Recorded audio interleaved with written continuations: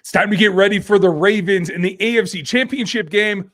The concerns are real about who's going to be on the field. Matt Derrick's going to take us down that path today, as well as taking a look at the X's and O's for this ball game. Welcome to Locked On Chiefs. From the land of the free and the home of the Chiefs, this is the Locked On Chiefs podcast. Welcome back, everybody. We are brought to you today by PrizePicks. You want to make sure you get in the action. It's the easiest and most exciting way to play daily fantasy sports. So go to prizepicks.com/LockedOnNFL and use our code LockedOnNFL, all lowercase, in order to get your first deposit match up to $100 right now at PrizePicks. Lot of prizes to be claimed. One of them is going to be a particular trophy that has a nice name on it. We're going to get to that coming up. How do they get there? Can Kelce be another X factor? What do they have to double down on? But we're going to start today with the injuries. I'm Ryan Tracy, the founder of Rogue Analytics and Performance Consulting. NFL33.com is my team building site. Me and my staff look at all aspects across the league, and then RGR Football is where we break down this team in my form and fashion outside of this podcast format. Matt Derrick is our senior guest today. I always like to put it that way, Matt. Editor at large. You sound old. Yeah, right. Well, no. Younger than me. That's all I know. So what you can do is go to ChiefsDigest.com and follow him there. Check out the site and then hit Chiefs Digest here on YouTube as well. We have a ton for you here on the Locked On Podcast Network. That means your team every single day for free on every platform, starting with YouTube here, where I'd ask you to like and sub this particular video. Get on the channel and get that bell clicked. That will definitely help. And then go to Spotify and Apple and all the audio platforms, because we're free every day on every platform all the time, at least 5 days a week. And you can get a little bit more at 816-357-8781. That is our text line, and that's going to get you some bonus information as well. So what it comes down to, Matt, this is going on my ninth postseason covering this team in a podcast form. You've been here forever as well. I would love to say that it's surprising, but it's not. This is a different path to get to this same spot, but we're still talking about the same things: the natural attrition of the season, who's hurt and who's not. How did they go into this AC Championship game with enough firepower to take down what is, again, another opponent? We're not seeing back-to-back opponents for them through these championship games. And the Ravens give you a little bit of a unique concern, right? The offensive line for me is top question mark, but there's plenty on defense as well. What's the number one question for you about who's going to be on the field this week? Yeah, I mean, I don't think there's any doubt that the biggest concern for the Chiefs is Joe Thuney. That's the one guy. I mean, he's your all-pro left guard. I mean, that's absolutely one of your most critical pieces on the offensive line for sure, and just one of your most critical pieces of the team overall. And, Thuney is just been such a reliable, Iron Man kind of guy to have at that spot. And obviously he does everything really, really well. When you're talking about the possibility of a Nick Allegretti starting in his spot, different players for sure. I think you got to say that Thuney is the superior, pass protector, probably superior run defender too. But don't sell Nick Allegretti short. I mean, I think that's definitely his strength. He's a bigger guy and a bigger player than Thuney is. But with that pectoral strain, I mean, to me, the concern would be that I believe Andy Reid said it's his left, so that is going to affect him on his outside. That, to me, for a left guard is a little bit more concerning than the right, especially because, that's the side that Donovan Smith is on. And, if you're talking about giving help to one of the guys on Thuney's side, you're definitely going to be talking about him going to his left more than going to his right to help out Creed Humphrey. But playing through a pec injury can be really, really tough. I mean, it's not just the pain standpoint, but it really zaps you of your strength. You really are just talking about playing, one-armed, and that can affect how you get your punch and really get off. I wouldn't be surprised if Joe Thuney doesn't play this week, especially if the Chiefs' philosophy is that they want to make sure that, hey, if you're only going to have Joe Thuney for one game, make sure it's for a potential Super Bowl game. But can you get there without Joe Thuney? That's another question. I think it's going to be tough for him to play this week. I mean, that's an injury that I think is just difficult, not impossible. We'll have a pretty good idea Wednesday afternoon, what kind of practice schedule he's got. It may not be until Friday, though, that we'll know for sure about whether he's going to be available. Yeah, I agree. There is a fall off, Nick Allegretti. There's no way going to your backup from an all-pro isn't. So that's that's to be calculated in. But I like you said, I like where Allegretti's at. He's very experienced in this offense, can play multiple positions. He has played multiple positions. He's been a starter on this offensive line in the past. He has that wealth of knowledge. And I think, especially when he was in the starting lineup, it was a bit ago in years when you played the Ravens a little bit more. There's a familiarity there that I think breeds the ability to adapt. And I do like the fact that this particular game plan, we're going to talk about it later in the show, folks, about doubling down on what you do well. And for me, that has to be the run game. And I do feel that Allegretti's a better run blocker than he is a pass protector. And particularly in this ball game, when you need to move somebody out of the B gap, I do feel like it's not as bad a fall off as if you were going to set and drop back 45 times. Am I trying to sugarcoat it too much? No, I mean, I don't think you are. I mean, I there's a reason why I do call Joe Thuney the Terminator, because I've told him that I believe he is a robot sent from the future, but to protect quarterbacks.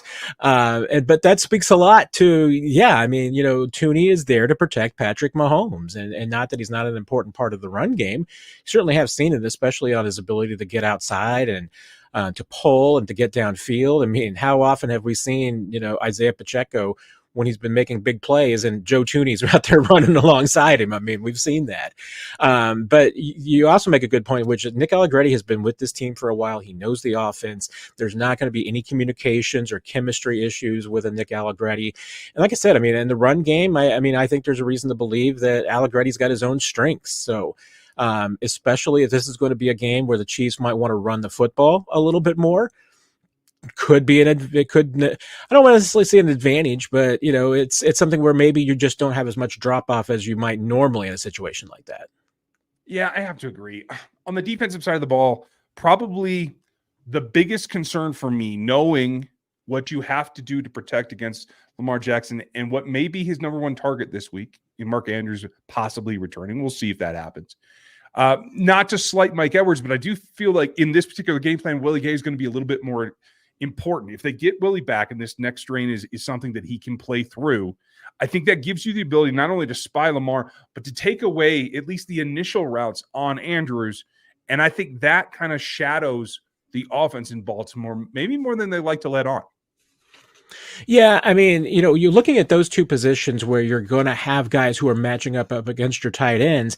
I mean, to me, I would have more confidence in Mike Edwards as your number 3 safety than, your number 4 safety in Chamari Connor or your number 5 linebacker if you don't have Willie Gay. I mean, the Chiefs have, 4 linebackers that they really trust, including Gay, Tranquil, Bolton, and Chenal. It's then if you get down to the next level, because, without one of those guys, now you're really not talking about having any rotation. I mean, you're talking about 3 guys, especially if you play a lot of base, who might be out there the entire game. And not that Tranquil can't play Gay's position. I mean, honestly, we have seen them out a lot in Gay's position over the last, few weeks, because once Bolton came back, to where, Tranquil has spent a lot of his time, splitting time with Willie Gay out there. So I don't think it's huge, but, Willie Gay is a little bit different player. Obviously, I think he's got a little bit more pursuit, a little bit more strength sometimes than Tranquil. I mean, they're different games,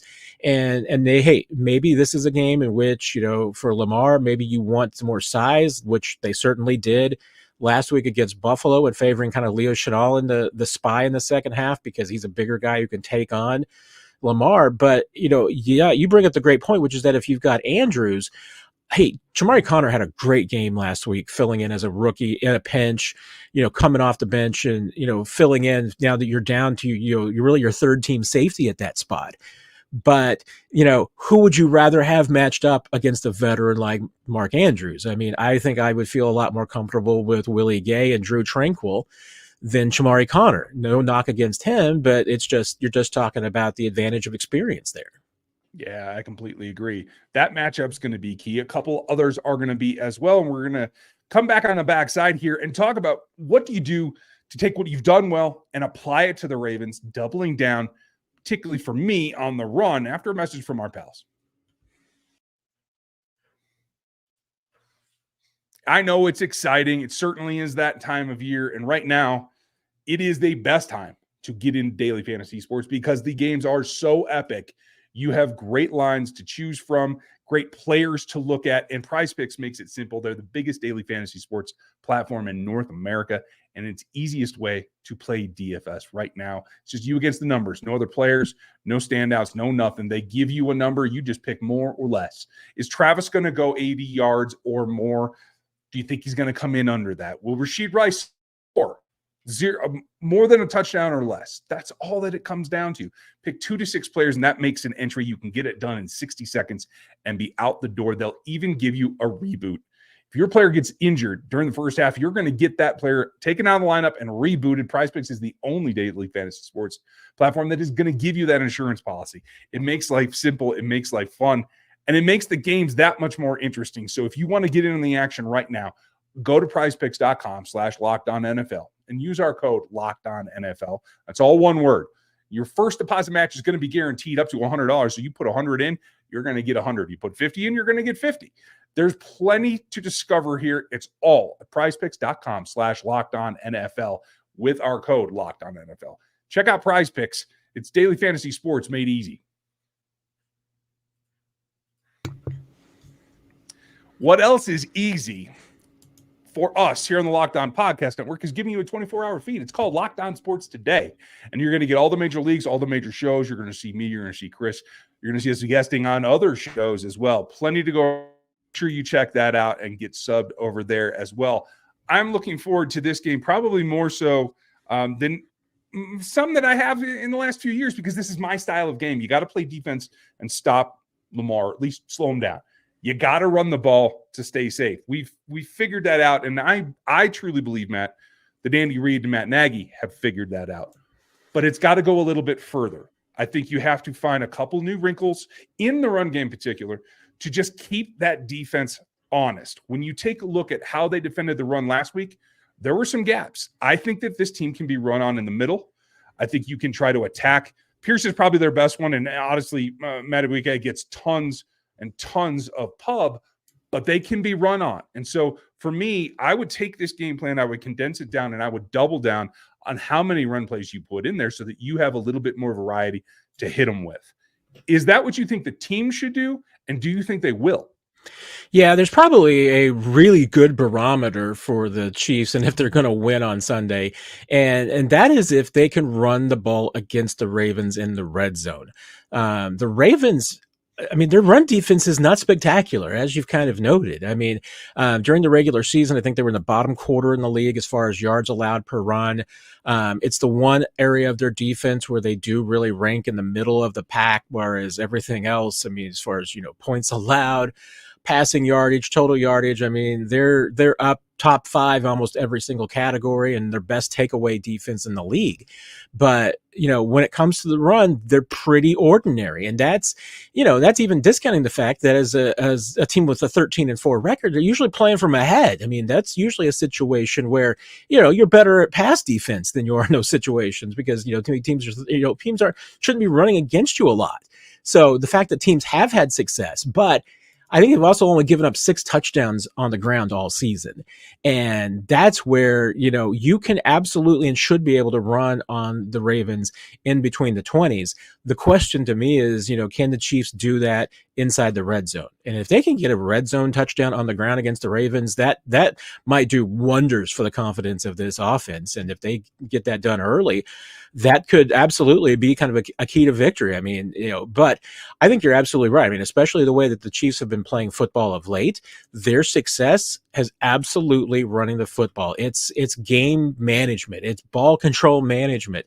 They're taking shots downfield, but they're very judicious, and they are all set up by running the football effectively. If Isiah Pacheco hadn't had the success early in the last couple of games that he had, I just don't think that they're able to move the ball in the second half as well as they have in the last couple of games. So they need to be able to run. And you're right. I mean, I think Pacheco is absolutely the kind of back that's equipped to do that. And if they've got, success between the 20s, I think against the Ravens should absolutely be expected. It's going to be if they can still run it against them when they get closer to the goal line is my question. Yeah, I agree. Patrick went 71% on play action passes last week, 5 for 7, which was an uptick from only 5 attempts on play action the week before. And I think that continues to play into that concept. But the reverse is true as well. You got to be able to stop the run on the other side. And I think as much as you like the pass rush push you get from Turk Gordon, I think there was a couple of problems there in defending the run, obviously with Derek Notty's elbow injury, or is it a tricep, I believe they're listing it as now. If he's unable to go, do they have enough bodies to defend the run better than they did last week? And does it mean Mike Pennell has to come up again? Does it mean we finally see Isiah Buggs, who I think was brought in here to defend the run? Is it finally time? Yeah, it's an excellent question because you're right. I mean, the Chiefs in the first half against the Bills had a lot of susceptibility up the middle, and you do wonder how much of that was just not having Derek Notty in there. Mike Pennell is a big guy, but obviously, hey, he was waiting at home, waiting through the first half of the season. I think he's been playing good football, but is he in true playoff, no rush shape and everything? That's a legitimate question. Our Matt Dickerson, our Isiah Buggs, I mean, can they step into that role? I mean, those are all, I think, outstanding questions. I mean, they're big X factors. And the problem is that you get a wide range of outcomes. I mean, if you go in that direction, if you had Buggs up this week and it doesn't work out, I mean, that's something that can go south in a hurry. But I thought it was really notable that, the turnaround that the Chiefs had against the Bills in the second half against the run last weekend, and how much of it that Andy Reid credited with, the difference in their approach and Joe Cullen changing their kind of technique and attitude at halftime. It was a lot more about pushing off and getting, separation in the second half than in the first half. Because honestly, I mean, in the first half, you could tell the Chiefs were all about gap integrity. It was all about just trying to maintain their lanes and trying to make sure that Josh Allen didn't have any place to scramble up the middle. And the reality of it was kind of a self-fulfilling prophecy. By just trying to play the gaps, they pretty much ensured that there were gaps all over the place up the middle for the Buffalo to run. In the second half, when they tried to work a little bit more on penetration, that they were really being a lot more aggressive with the Bills' offensive line. Trying to, I think I heard Tim Grunhard describe it today as bench pressing them and trying to get those guys off of them so that then they could take advantage of their speed.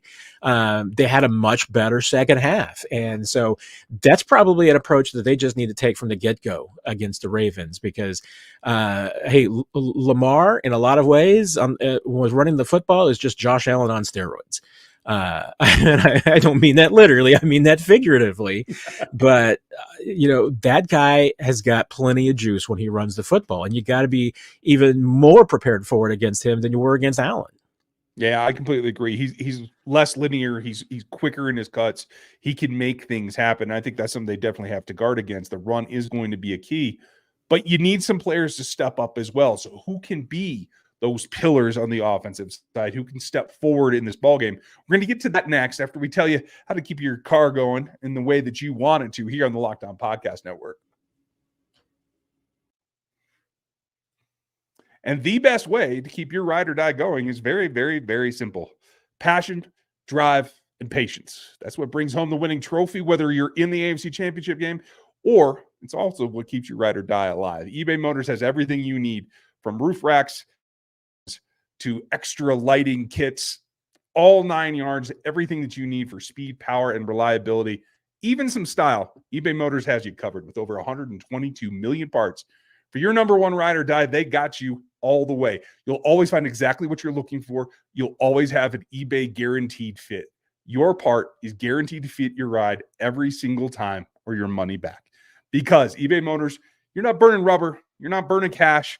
You're burning everything you want into the look, the feel, the ride, and the performance that you're looking for. All the parts you need for that process and the prices that you want. It's easy to turn your car into an MVP and win that trophy this particular week and get yourself set up to try to go after another one. Keep your ride or die alive at ebaymotors.com. Eligible items only. Exclusions do apply. And it is that guaranteed fit is available for U.S. customers only. X factors are my favorite part of the game. You always need playmakers. We talk about it all offseason. We talk about everything. We talk about the draft, and you got to have some. I thought it was very curious the way that teams chose to defend Travis Kelce the last few weeks. And there's been a lot of talk about where he's at physically. Folks, We'll give you all the insight later on Friday, including my predictions and Chris's. We're going to give you the cross-team rivalry for the Baltimore Ravens tomorrow, so don't miss that. And that's a question I think that they'll ask as well. Where is Travis physically? It felt like, in the visual to me, was that he looked a little bit rejuvenated. Maybe week 18 really helped. I didn't see it as much against the Dolphins, though, so I'm kind of at a bypass. I don't know exactly what it is. And obviously you get confidence, you get energy from your brother. You know, if he stayed dressed, it would probably help. But where is Travis in terms of letting himself loose? Yeah, I mean, it is a good question. I mean, because I do think he certainly looked a lot more comfortable against Buffalo. And, you know, honestly, I mean, I think that was a little bit more about the matchup. I mean, even though the Dolphins, you know, were shorthanded defensively in a lot of different ways, I think Travis ended up with a lot better, more favorable matchups against Buffalo, because one of the things that they did, especially early, is that, I mean, Buffalo had nobody in the middle of the field that could cover Travis. I mean, the fact that they were missing, you know, Taylor Rapp, and they're missing, you know, basically all of their starting linebackers, you know, the guys who would normally, in their best coverage linebacker, the guys who would normally be on Travis just simply weren't available. So what they were trying to do early in the first half was really just kind of get by. I mean, obviously I think they blitzed Mahomes a little bit more than they would plan to, because that's obviously not what teams like to do against Mahomes anymore. You know, they know that blitzing him is a mistake. And I think that, you know, even on a couple of Travis's plays, I mean, he benefited from that the Bills played a little aggressively, and Mahomes took advantage of that and got the ball to Kelce. But I think you're also seeing some realities of the Chiefs offense and scheming things up specifically just to get Travis free. And I think you're seeing more of that from Andy Reid, a little bit more creativity as far as, you know, rather than just relying on Travis's athleticism and skill to get open. I thought the Chiefs against Buffalo at least ran a few more things specifically designed to help Travis get open, especially knowing that he was going to be going up against inexperienced defenders that aren't in his category. I mean, even though, you know, Buffalo had Hyde and Poyer that they could bring in to try and reinforce it a little bit. You know, I think the matchups across the board were just more favorable than they were against Miami. But I don't think there's any doubt. I mean, week 18 had to help Travis. You know, hey, has he been banking anything for the playoffs? I don't think it's that. I mean, I think it's part of it is probably just that, you know, the rest in week 18 helped, but on top of that, there's just more adrenaline and more juice. Everybody is faster in the playoffs, and nobody fits in that category more than two guys like Kelce and Mahomes, that when the lights are on, those guys dial it up. And I think we're definitely seeing that. Well, and this week's going to be a complete turn there from what he saw last. There's no rookies. There's no easy plays at the middle in this particular ball game, with the two tandems of Queen as well as Roquan Smith playing at epic levels here at the linebacker level. And not to discount Malik Harrison, he can turn and run as well, but I don't think he's playing quite as well. But then behind him, you also have Kyle Hamilton, and you have, I mean, maybe the guy who's the least heralded in Marcus Williams, a safety tandem that is playing very, very well. So for me, it's about using Travis as the X factor to drag through the defense. I think he has to run the drags this week rather than what we've seen from Rashee Rice and some of the wide receivers. I think he has to pull the defense and be the magnet that he is. I think he can still be an X factor, but he's got to cross the formation, and I think that leaves a gap open. It is the right-hand side that I think is most susceptible in the secondary for the Baltimore Ravens. That is Brandon Stevens, who probably had the worst outing of anyone last week. Do you single up Rashee Rice? Are you scheming him as well as a second punch to Travis? Yeah, I mean, and that's kind of the, you know, the big part of the equation is how will Baltimore deal with Rashee Rice? You know, we saw them just shading a little bit of coverage, even though they were focusing their double teams on Kelce, and I would expect the Ravens will probably try and do the same. You know, the Bills were also at least shading their efforts a little bit towards Rice. I mean, they were trying to make sure that, you know, that he did not beat them either. And when you do that, you are going to leave everybody else in one-on-one situations that you have to count on them winning on occasion. That's what MVS did last week. I mean, he did it at least twice and gave them big plays. To me, the X factor for the Chiefs is going to be that you almost have to get what you get and what you expect from your triumvirate. You need it. You need what you're expecting from Pacheco, Kelce, and Rice. You're only going to win in the playoffs, though, if you can get some plays from elsewhere, too. And it doesn't have to be one guy making them all, but I think you need 3 or 4 plays for that guys are making who are not those players to get something done. Last week the Chiefs got 2 from MVS. I think they got 1 from Clyde. That's enough. 3 or 4 plays like that. So if the Chiefs can get somebody else, if Sky Moore is back this week and he gets one of those, if the Chiefs have, like they did against Buffalo, 8 explosive plays, some of them are going to come from guys who are not those 3. And that to me is the key. The Chiefs, if Baltimore is going to leave one-on-one matchups on everybody else around the field, those guys are going to have to make plays, because if you don't, then you can't count on the top 3. You can't count on the triplets for everything. It's going to be a tough one. And I, as much as I agree with you that those are the keys to the game, there's always something that comes up. So when you take all that into account, as well as the injuries and everything else, what is your prediction for this game? Well, I haven't settled on the score yet because of simply the injury factors and not getting to see both these teams. And we're going to get a lot more information from both sides than we usually get with all of the additional media availability than we normally get in a week. But I need to see, where are Joe Thuney and Willie Gay? What are there going to be situations? Will the Chiefs get back Derek Nottie? But I'm kind of settling into, 2 categories of games that I'm expecting.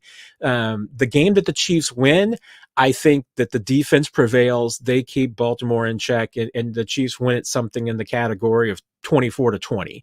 The scenario to me where the Chiefs lose is that, hey, the Baltimore play action gets you a couple of times. Zay Flowers and Isiah likely get a couple of big plays and help out Lamar so he doesn't have to do it all on his own. And, this game ends up in the 30s and the Chiefs can't keep up. Those are kind of a couple of the ways that at least I can see it. Hey, are there other ways where maybe the Chiefs win a shootout and the Ravens win a close one? Sure. I can see that.